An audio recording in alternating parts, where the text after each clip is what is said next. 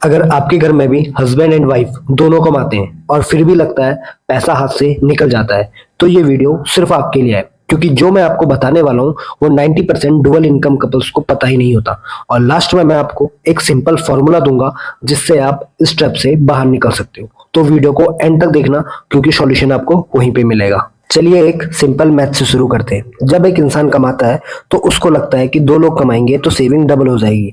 Logic सही लगता है, लेकिन रियलिटी बिल्कुल अपोजिट है। जैसे ही सेकंड इनकम घर में आती है तो सबसे पहला काम क्या होता है? Lifestyle upgrade.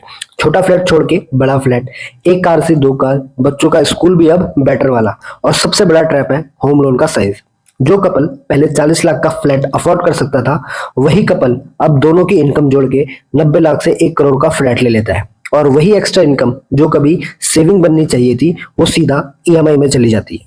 तो दूसरी इनकम आई जरूर, बट बैंक बैलेंस वहीं का वहीं रहा, बस लाइफस्टाइल ऊपर चली गई। अब यहाँ पे एक चीज समझनी बहुत जरूरी है, जो शायद आपने पहले कभी सोचा भी ना हो। बैंक जब भी आपको लोन देता है तो वो एक फॉर्मूला यूज करता है, जिसे हम लोग बोलते हैं FOIR, यानी कि fixed obligation income ratio. Simple भाषा में बैंक दोनों पार्टनर्स की इनकम को जोड़ता है और उसके बेसिस पर डिसाइड करता है कि आपको कितना बड़ा लोन मिल सकता है। इससे होता क्या है, आपकी लोन एलिजिबिलिटी अचानक बहुत बड़ी दिखने लगती है। बैंक कहता है कि आप तो 1.2 करोड़ तक का लोन ले सकते हो, और कपल सोच लेते हैं कि चलो बैंक कह रहा है तो ले लेते हैं। पर बैंक का जो इंटरेस्ट है वो लोन देना है, और आपका इंटरेस्ट है फाइनेंशियली सेफ रहना।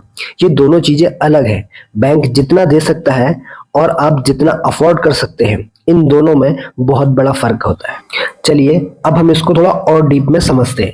जब सेकेंड इनकम घर में आती है तो सिर्फ सैलरी ही नहीं आती, उसके साथ कुछ हेड एंड कॉस्ट भी चुपके से अटैच हो जाते हैं, जिनको लोग कभी कैलकुलेट ही नहीं करते।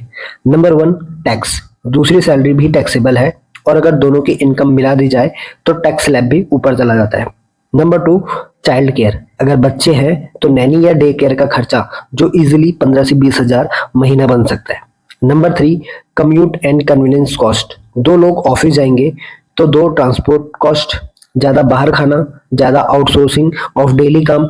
जब आप ये सब माइनस करते हैं तो जो सेकंड इनकम ऑन पेपर दिख रही थी, उसका रियल इन हैंड कंट्रीब्यूशन बहुत छोटा रह जाता है। पर ईएमआई तो पूरा वहीं का वहीं है। अब यहीं पे असली प्रॉब्लम शुरू होती है, क्योंकि पूरी ईएमआई दोनों इनकम के भरोसे चल रही है। इसका मतलब है कि घर का जो फाइनेंशियल स्ट्रक्चर है वो एक फ्रेजाइल चीज बन गया है।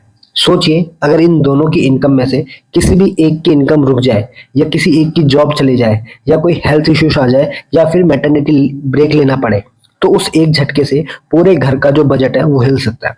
क्योंकि प्लान ही उन्होंने इस तरीके से किया था कि दोनों की इनकम हमेशा चलती रहेगी।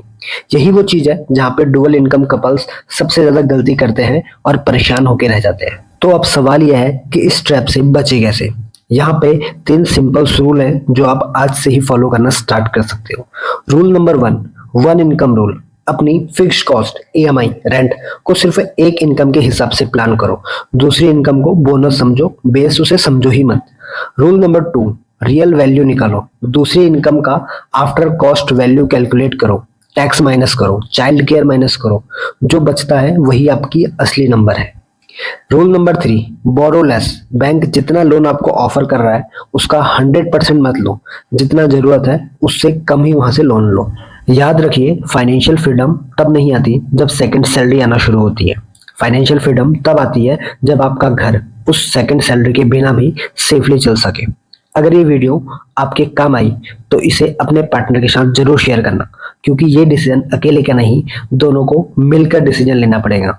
और अगर आप ऐसे ही practical and no nonsense finance content देखना चाहते हो तो इस चैनल को सब्सक्राइब कर लीजिएगा। मिलते हैं अगली वीडियो में।